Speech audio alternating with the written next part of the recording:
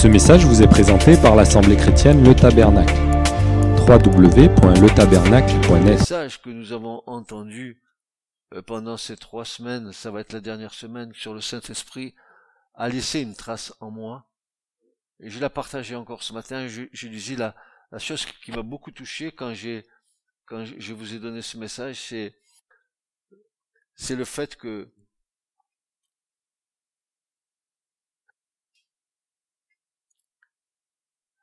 fait le plus grand péché de l'homme, c'est de refuser la grâce qui est en Jésus, quoi. De refuser la main tendue. Le péché, Dieu, il a fait en sorte de régler le problème avec Golgotha. Mais quand tu refuses de te tourner vers le Christ, tu te refuses du seul moyen qui t'est donné pour entrer dans un salut qui est parfait.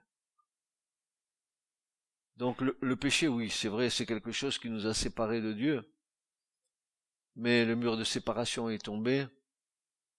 Christ, il a fait tomber le mur de séparation. Il a réglé la question du péché. C'est vrai que le péché, c'est quelque chose qui nous sépare de Dieu. Mais voilà, maintenant, on a le moyen. Le moyen nous a été donné pour entrer en contact avec notre Père Céleste. C'est ce que je voulais vous rappeler ce matin.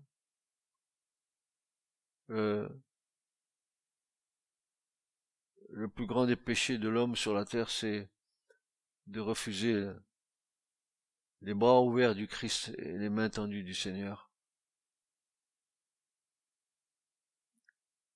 pour recevoir le pardon des péchés, quoi. C'est une grande tristesse de voir des personnes qui refusent. Alors on va en terminer, si vous voulez. Enfin, vous terminez. Je blague. Pourrions-nous terminer sur le sujet du Saint-Esprit? Quelle prétention. Seigneur, pardonne-nous.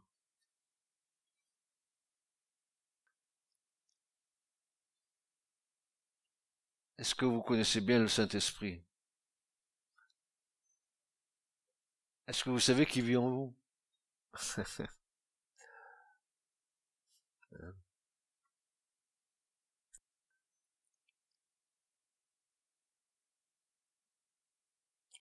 Quelle joie,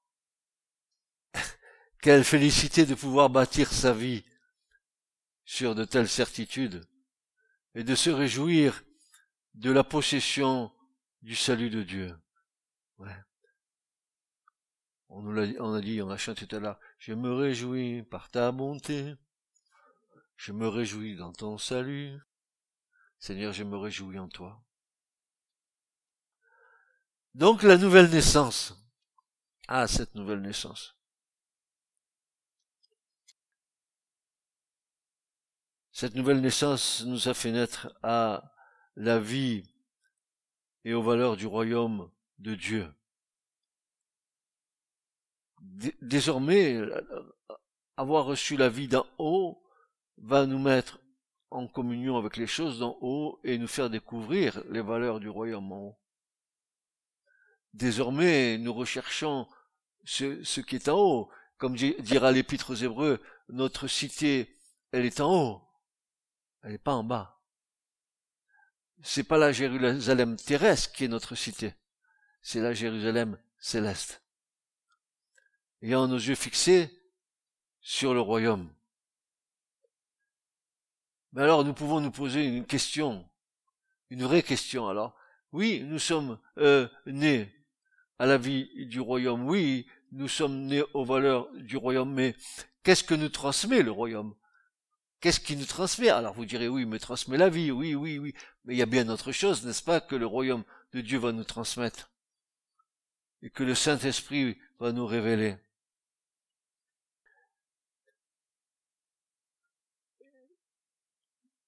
Désormais, nous pouvons compter sur l'aide et le secours du Saint-Esprit pour nous instruire dans ces réalités célestes. Et le Saint-Esprit va nous transformer en 3 domaines. Et vous allez voir que nous en avons vraiment besoin, de ces 3 domaines. Le premier domaine, c'est le domaine de la sagesse.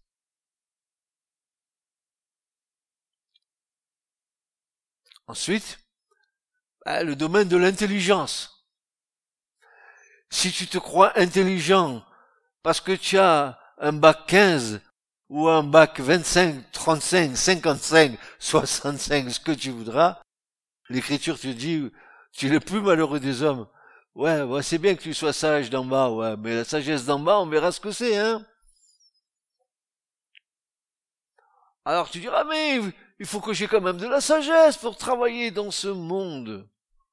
Ouais, mais moi je te demande, s'il te plaît, de te tourner vers Dieu, parce que la sagesse que Dieu va te donner, c'est pas celle du monde. Tu vois? Par cette sagesse-là, tu seras reconnu que tu as, comme Daniel, d'où vient cette sagesse? D'où vient cette intelligence? Vous connaissez le prophète Daniel? Oui, c'est marqué dans le livre de la... D'où viennent toutes ces choses?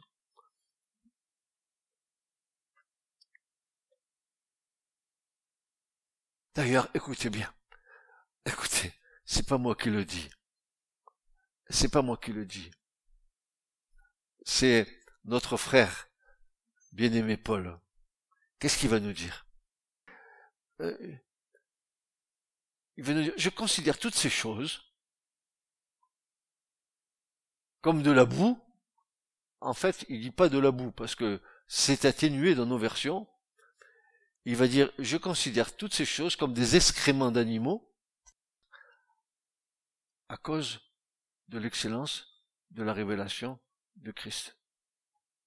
Pourtant, Paul, il pouvait peut-être se targuer d'être un érudit, très intelligent, qui a fait toutes ses études au pied de Gamaliel. Gamaliel, un monument en Israël. Gamaliel, le père de Siméon, ce même Siméon qui avait tenu Jésus dans ses bras, dans le temple, lors de la présentation de Jésus dans le temple. Ce même Siméon qui était le fils d'Hillel. Hillel, qui est avec Shammai, qui était sous le portique quand Jésus, à 12 ans, était en train de les enseigner. En réconciliation, c'est une histoire de famille, l'évangile. C'est pas possible que ça soit autrement. Eh bien, Paul disait, je considère toutes ces choses comme de la boue, comme rien, à cause de quoi? De l'excellence de la révélation du Christ. Christ en toi, l'espérance de la gloire. Christ en toi. Alors, le Saint-Esprit vient. Il nous communique les valeurs du royaume. Et il nous transforme dans notre sagesse, dans notre intelligence et dans la connaissance. Et pourtant, ces trois principes existent dans le monde. Sagesse, intelligence et connaissance existent dans le monde, mais sont pervertis par la chair et par le prince de ce monde. C'est perverti. Le péché a perverti notre sagesse, notre intelligence et notre connaissance. Savez-vous que d'après les savants, d'après les gens bien pensants, notre cerveau, il fonctionne qu'à, je sais pas, à 5 ou 10% de sa capacité. Imaginez qu'il fonctionne à 100%.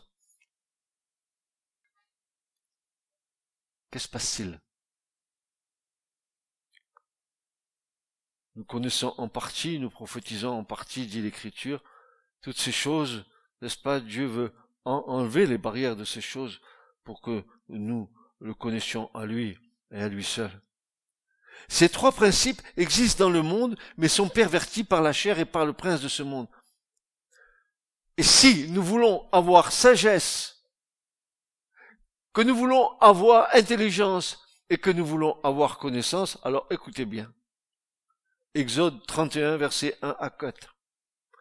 Exode 31, versets 1 à 4. Et l'Éternel parla à qui? Il parla à Moshe, en disant, regarde,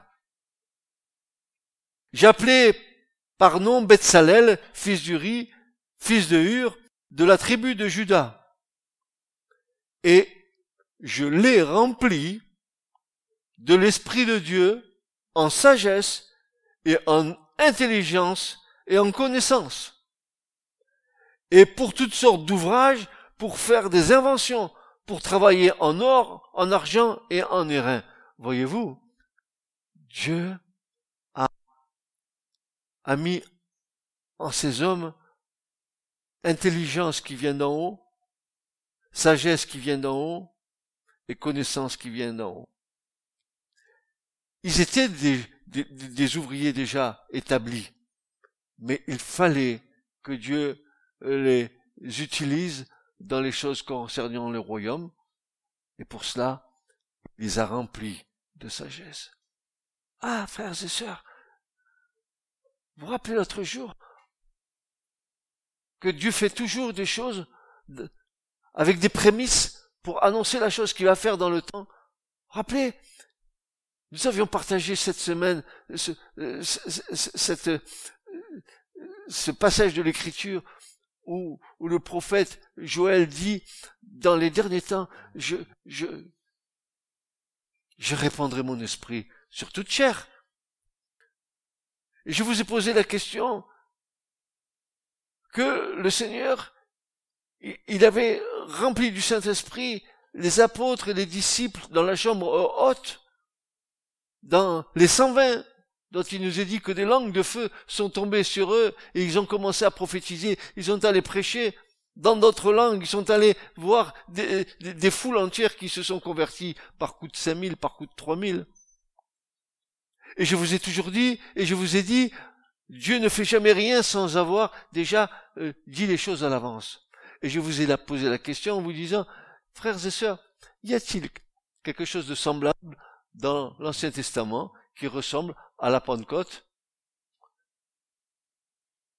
Et certains se sont grattés la tête pour essayer de chercher dans l'Écriture s'il y avait de telles choses. Effectivement, il y a de telles choses dans l'Ancien Testament. Quand Dieu dit à Moïse, tu prendras de l'Esprit qui est sur toi, tu imposeras les mains aux 70 anciens de la maison d'Israël, et ils seront remplis du Saint-Esprit. Et dès que Moïse a fait ça, les voilà qui commencent à prophétiser dans le camp, et il y en a 2 autres qui n'étaient pas là, vous vous rappelez, Eldad et Médad, qui eux, je sais pas pourquoi ils étaient pas là, ils avaient loupé la convocation, mais tout d'un coup, ils se trouvent à prophétiser dans le camp, et Josué, qui vient voir Moïse, « Oh Moïse, tu sais, ces 2-là, ils prophétisent, ils n'étaient pas avec nous, comment ça se fait, Moïse ?» Moïse a dit, « Laisse-les faire. » Dieu ne fait jamais rien sans nous en avoir donné auparavant des indices.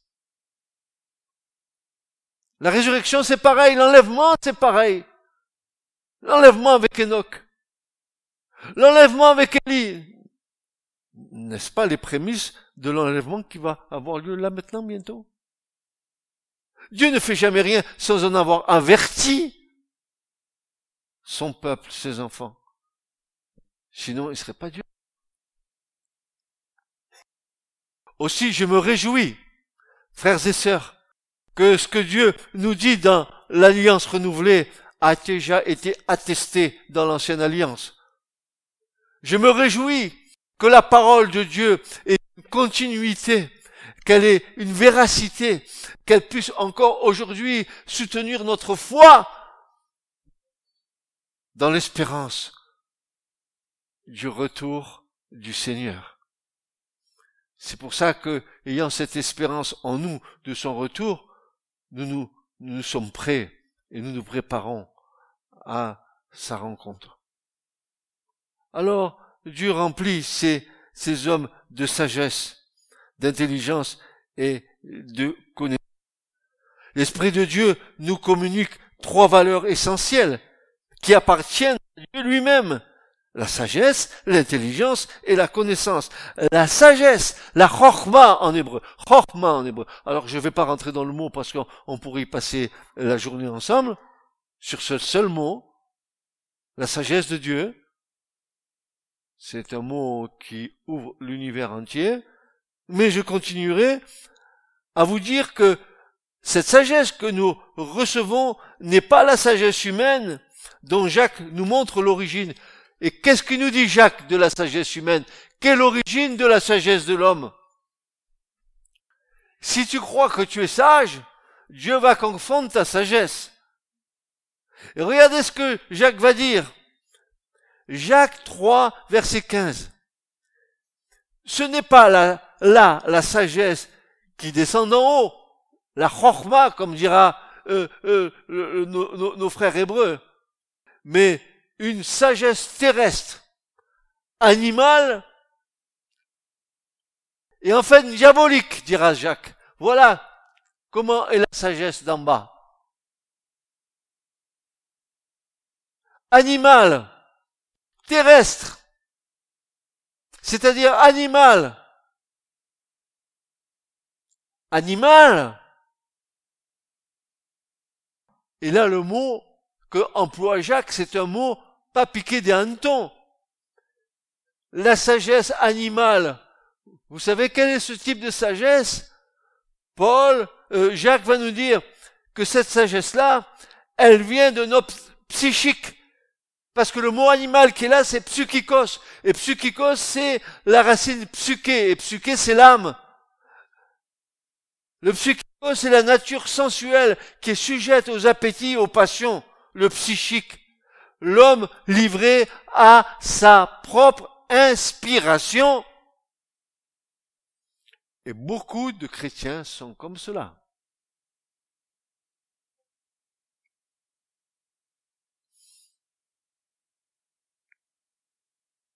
Et enfin, Paul dira, la sagesse d'en bas, elle est diabolique.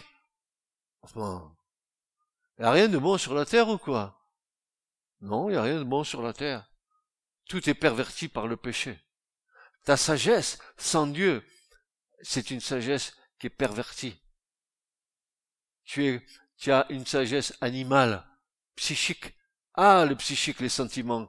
Ah, les sentiments non renouvelés par le Saint-Esprit. Quelle bagarre, comme il nous trompe. Que veut dire l'apôtre Jacques en nous parlant de la nature animale ou charnelle? Le mot est intéressant dans le contexte général en grec. De nos sentiments soumis à notre nature pécheresse. Nos sentiments qui sont soumis à notre nature pécheresse. Et ces sentiments qui nous déforment la réalité.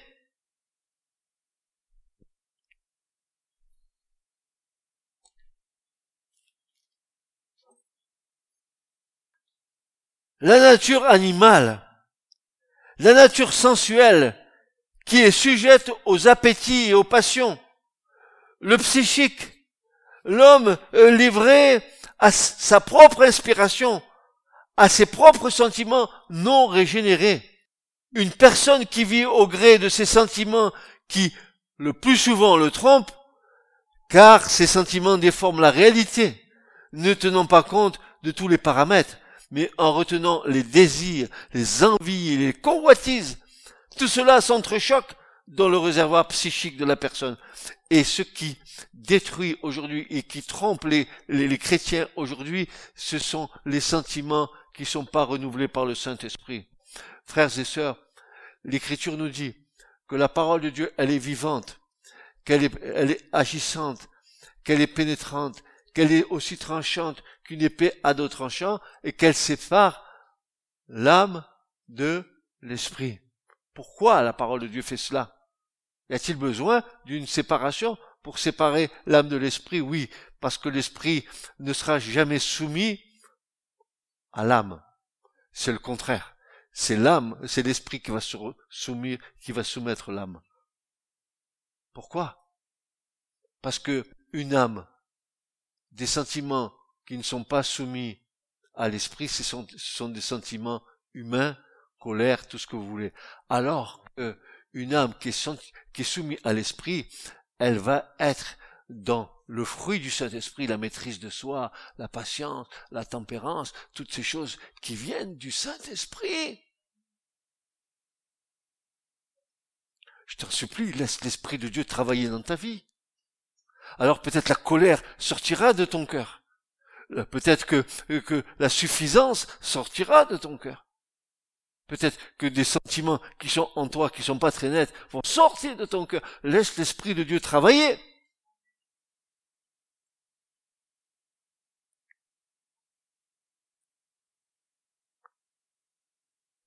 Et pour bien nous faire comprendre, parce que je vous invite à sonder les Écritures, franchement, vraiment, c'est un cri d'alarme que je vous lance. La fameuse épée qui sépare l'âme de l'esprit, vous savez ce que c'est? C'est l'épée du sacrificateur qui est courte comme cela, mais qui est tranchante des deux côtés. Et quand elle pénètre l'animal, elle le coupe des deux côtés, elle le sépare. Ça veut dire, il y a séparation. Il y a séparation. L'âme ne domine pas l'esprit, mais c'est l'esprit qui domine l'âme. Et Paul dira que le Dieu de paix vous sanctifie tout entier, esprit, âme et corps.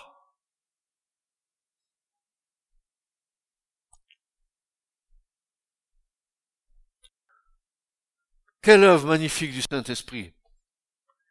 Quelle œuvre magnifique du Saint-Esprit.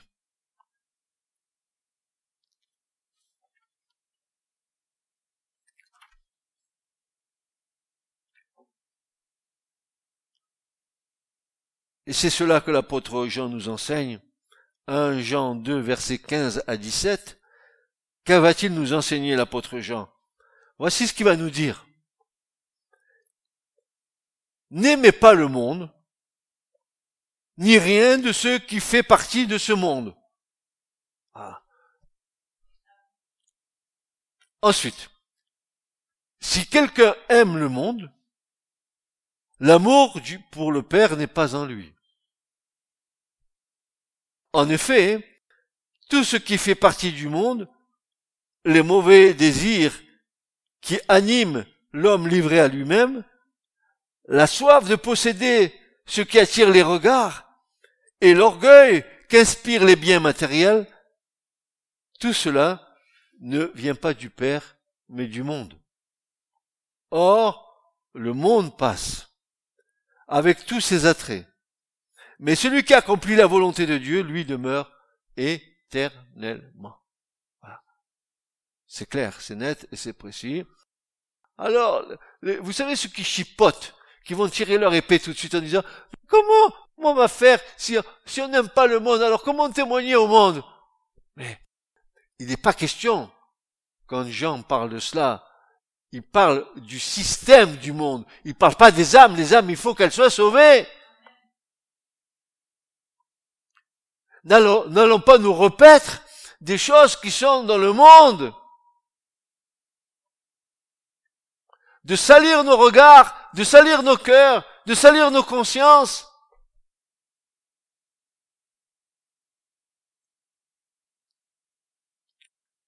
Alors voilà ce que Jean nous enseigne sur la nature animale, mais maintenant, le troisième triptyque, la nature diabolique. Paul va dire dans 1 Corinthiens 1, versets 19 à 25, il va dire ceci. N'est-il pas écrit, voyez-vous,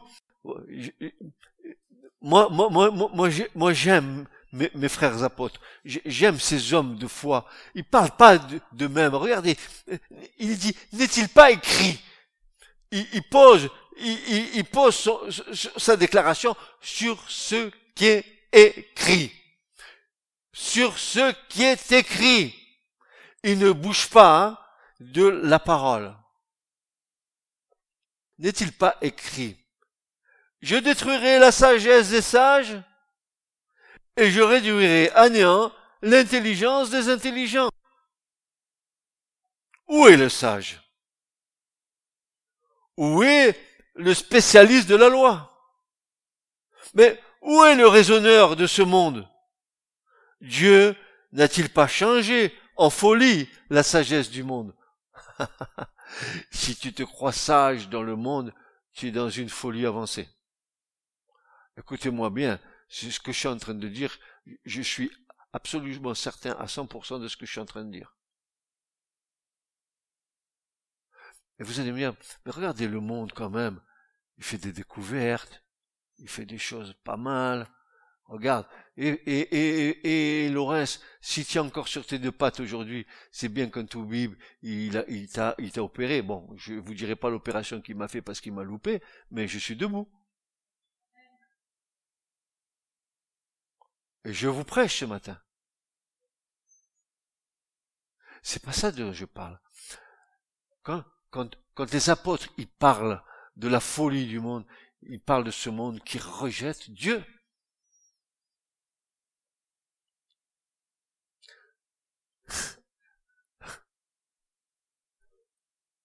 En effet, là où la sagesse divine s'est manifestée, le monde n'a pas reconnu Dieu par le moyen de la sagesse. Bouchés. Et oui, ils sont bouchés.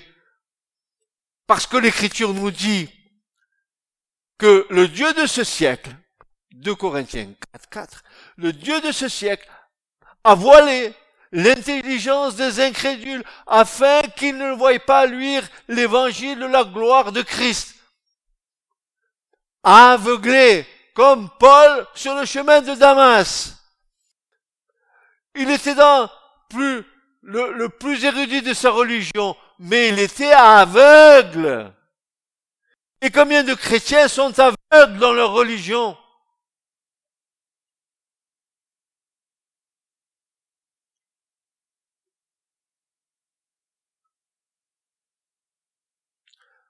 Fais tomber les écailles de nos yeux. Déchire nos cœurs.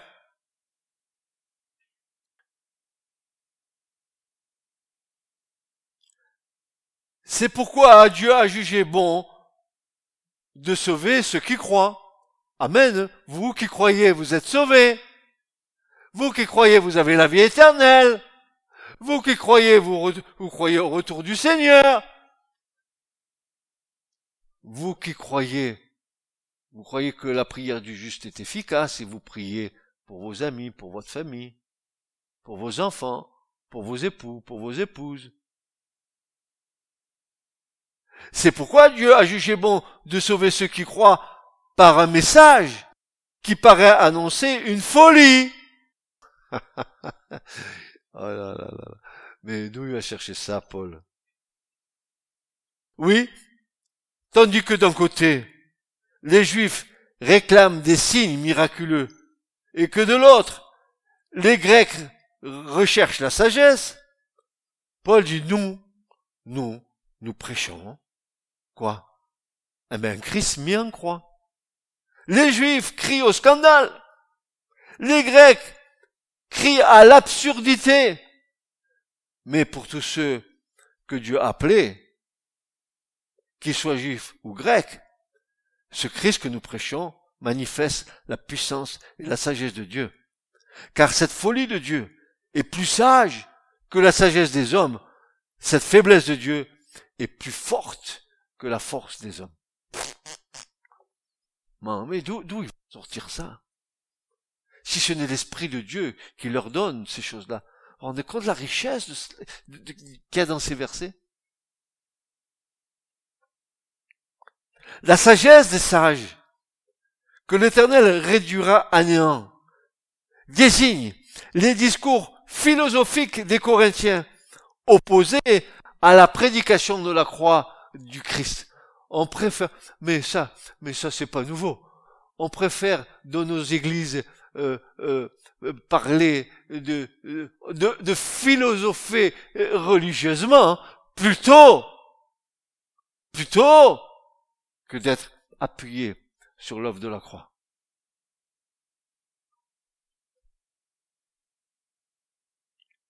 Toujours le même système opposé l'un à l'autre. D'un côté, la philosophie de l'homme, de l'autre, la folie de la prédication de la croix. Il en sera toujours de même. L'homme s'égarera dans ses pensées en n'ayant pas recours à l'éclairage du Saint-Esprit.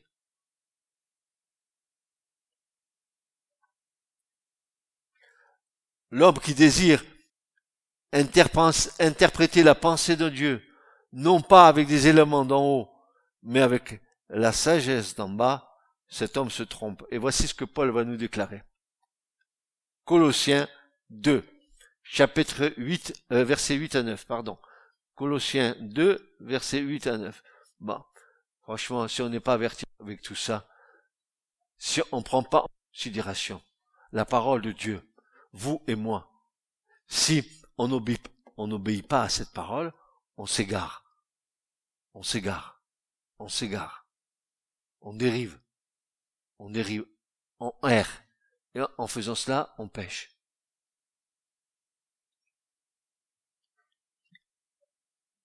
Voici ce que Paul dit. Il parle à des chrétiens, aux Colossiens. D'ailleurs, entre parenthèses, ces braves Colossiens, ils ont des déviations, parce que Paul, il va les reprendre. Eux commençaient aussi à adorer les anges, tout, comme dans l'église catholique, tous les saints, ben là, c'est tous les anges passaient en revue, on les priait, il va le dire, mais non, vous faites n'importe quoi. En gros, il va leur dire ça. Et voici ce qu'il va leur dire. Prenez garde que personne, je répète, prenez garde que personne ne fasse de vous sa proie par la philosophie et par de vaines déceptions selon l'enseignement des hommes, selon les éléments du monde, et non selon Christ. Car en Christ habite toute la plénitude de la déité corporellement. Vous croyez que le Père habite dans le Fils et que le Fils habite dans le Père? Bien sûr que oui. Celui qui m'a vu. Ah, regardez. Il y a deux braves disciples. C'est nous. Ils sont depuis si longtemps avec le Christ, ils le voient faire tellement de miracles qu'ils vont ils vont lui poser une question absurde. Ces deux disciples vont lui dire, mais montre-nous le Père. Jésus va leur répondre, mais depuis si longtemps que je suis avec vous et vous ne m'avez pas connu. Et il va leur répondre, celui qui m'a vu a vu le Père.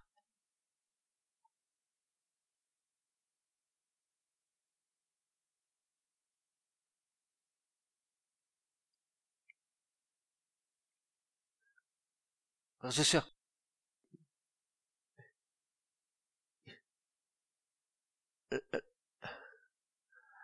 la parole de Dieu est tellement immense.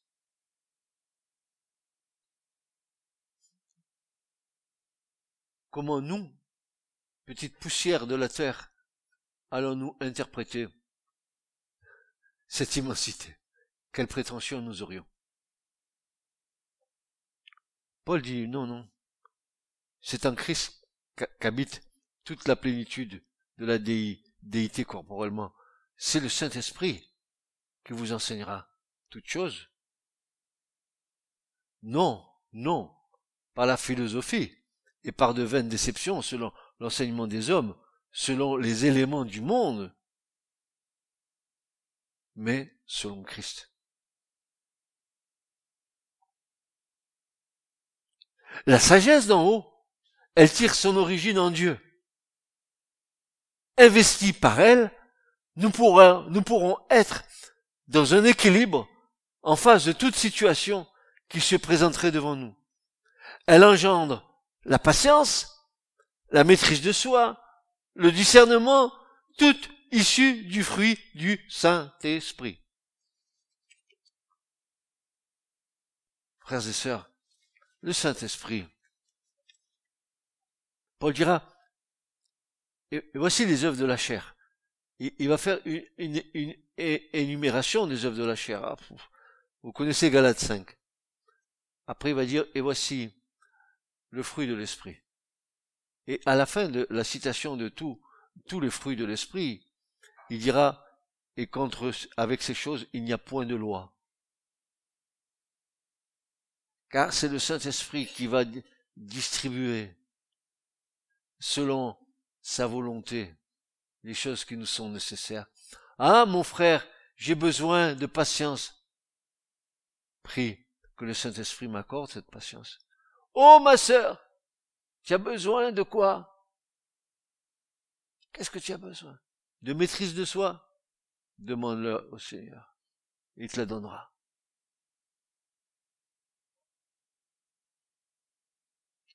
Alors concernant la sagesse dans nous, voici ce que Jacques va nous dire. Il nous a parlé de la sagesse animale, et nous avons vu quel est le résultat de cette sagesse animale. Maintenant, voici ce qu'il nous dit de la sagesse qui vient d'en haut. Et si nous la recevons de la part de Dieu, regardez comme c'est beau. Jacques 3, 17, il va dire, mais la sagesse d'en haut, elle est premièrement, comment? Pure. Ensuite, paisible. Encore, modérée. Encore, traitable. Pleine de miséricorde et de bons fruits, sans partialité, sans hypocrisie. Vous voulez de la sagesse? C'est celle-là qu'il nous faut.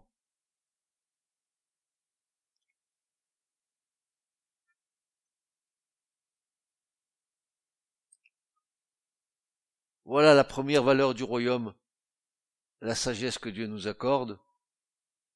Si c'est cette sagesse-là que nous avons, alors on doit être paisible, modéré,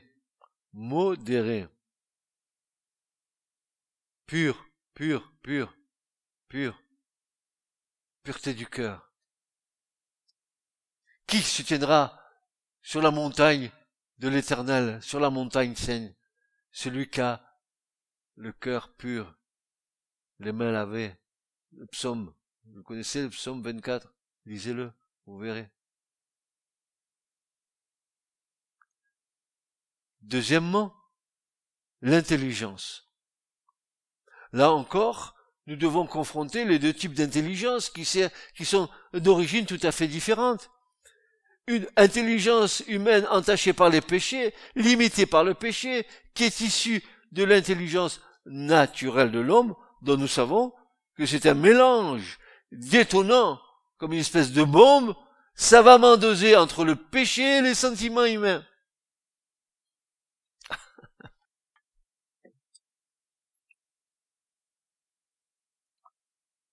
Oh, quand il y a un problème, la première réaction, oh le pauvre, en arabe mesquine, le pauvre. Comment le pauvre?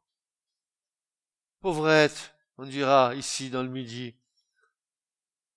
Un sentiment qui jaillit, le pauvre, la pauvre. Elle a divorcé, la pauvre, le pauvre. Sagesse humaine, réaction humaine, sentiment humain. Heureux celui et celle qui mettent leur confiance dans l'Éternel. Heureux êtes-vous si vous avez mis votre confiance dans le Seigneur.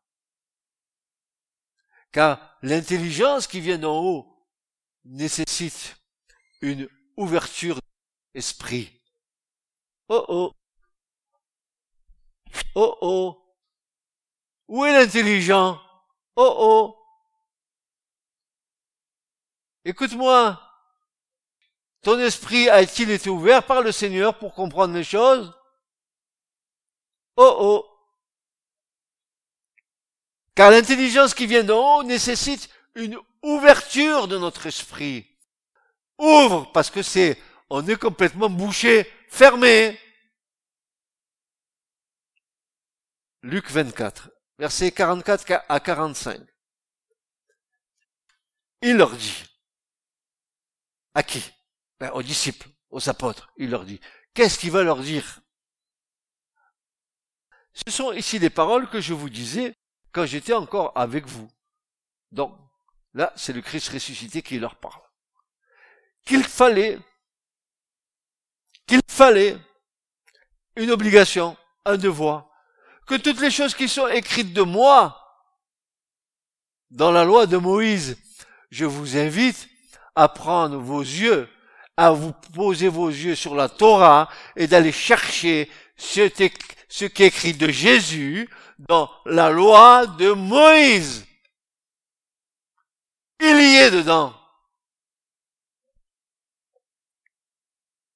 C'est pas moi qui le dis, c'est Jésus qui le dit. Ce qui est écrit de moi dans la loi de Moïse, Et pas seulement dans la loi de Moïse, dans les prophètes. Et encore, dans les psaumes. En fait, Jésus, il dit dans toute l'écriture que ces choses furent accomplies. Alors, Jésus va faire un acte de souveraineté. Il va faire un acte du royaume des cieux que le Saint-Esprit fait sur chacun de nous quand il voit que nous désirons vraiment être attachés à Jésus. Qu'est-ce qu'il fait? Alors, il est dit que Jésus leur ouvrit l'intelligence pour entendre les Écritures. Ça veut dire que tu peux pas entendre les Écritures? Tu ne peux pas les comprendre? Ou tu vas les comprendre avec ton intelligence naturelle et c'est là où tu te pièges?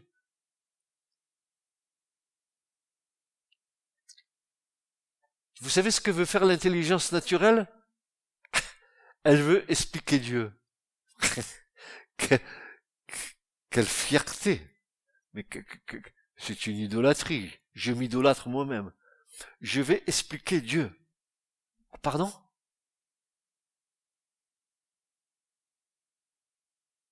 Tu vas expliquer Dieu. Alors tu vas expliquer ce que Dieu a dit, comme s'il avait besoin de toi, pour que tu fasses comprendre ce que lui il a dit. Attends, tu te prends pour Jésus ou tu te prends pour le Saint-Esprit? Tu te prends pour qui? Je confondrai la sagesse des sages et l'intelligence des intelligents, dira Paul. Frères et sœurs, si notre intelligence humaine était suffisante pour comprendre l'œuvre de Christ, regardez ma déduction, je répète, si notre intelligence humaine, la tienne et la mienne, était suffisante pour comprendre l'œuvre de Christ, nous n'aurions pas eu besoin que l'Esprit nous ouvre notre intelligence et nous fasse connaître pour comprendre les Écritures. On n'aurait pas eu besoin du Saint-Esprit. Pourquoi il nous l'a envoyé? On était capable de comprendre nous-mêmes. On est super intelligent, hein? Ah ouais. Vous savez, j'ai connu des chrétiens qui se glorifiaient d'avoir eu un diplôme dans le monde et qui l'affichaient chez eux dans un cadre en disant voilà ma capacité, ce qui a fait de moi un S-qualité. Tu prends ton truc là, tu le mets dans ton armoire, dans un coin, et tu le bouges plus. Tu le sais, c'est suffisant. Il n'y a pas besoin que les autres ils disent oh, qui est intelligent. Sans mentir, si ton ramage se rapporte à ton plumage, tu es le phénix des hôtes de ces bois. À ces mots, le corbeau, ne se sentant plus de joie, et pour montrer sa belle voix, il ouvre un large bec et laisse tomber sa proie.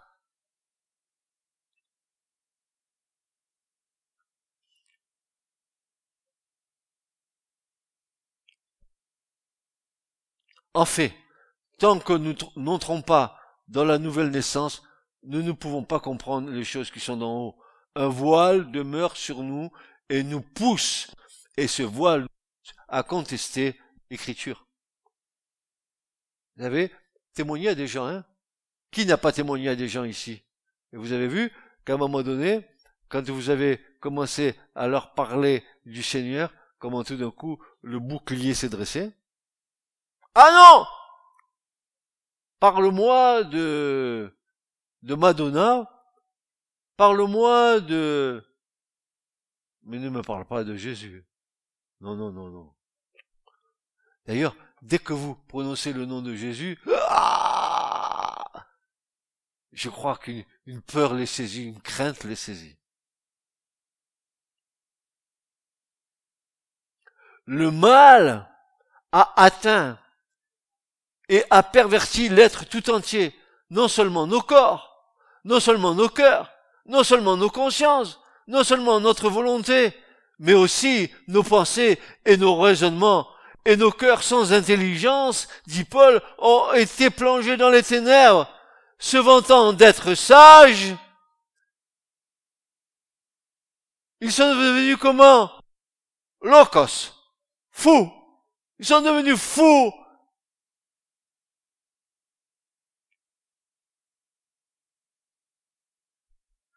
Romains 1, versets 21 à 22. Dieu s'est révélé à tous les hommes, mais par le péché, nous nous sommes détournés de lui. Ils se sont égarés, dit Paul, dans leurs pensées et leurs raisonnements. Regardez bien à nouveau l'homme psychique qui apparaît ici, là. Ils se sont égarés dans quoi? Mais dans leurs pensées, et dans quoi? Et dans leurs raisonnements. Notre intelligence humaine se mettant en opposition avec l'Esprit Saint, nous nous opposons inconsciemment au Saint-Esprit et nous lui résistons. L'homme animal, c'est-à-dire l'homme irrégénéré, ne reçoit pas les choses de l'Esprit, car elles sont une folie pour lui, et il ne peut les connaître parce que c'est spirituellement qu'on en juge. 1 Corinthiens 2,14, c'est bien ce que l'on constate aujourd'hui. L'homme, avec toute sa science, se débat dans les ténèbres sans pouvoir résoudre aucun problème vraiment essentiel. On va à la catastrophe. Et l'homme est de plus en plus soi-disant intelligent.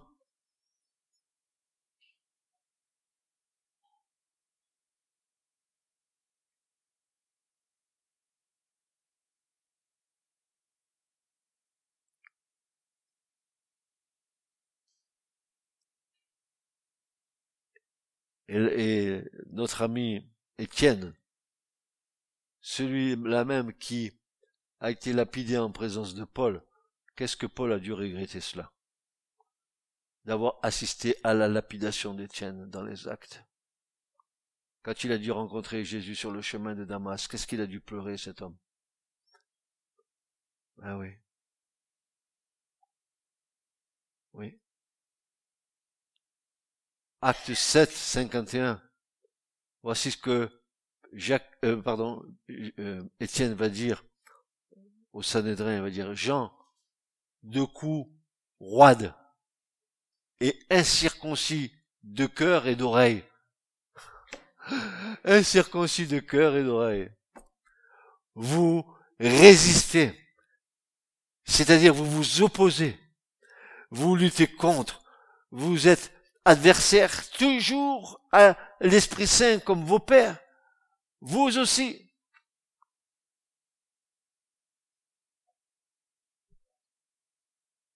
Et la version du semeur dira ceci: ô vous, hommes obstinés, qui comme de véritables incirconcis, gardez vos cœurs et vos oreilles fermées, vous résistez toujours à l'Esprit Saint.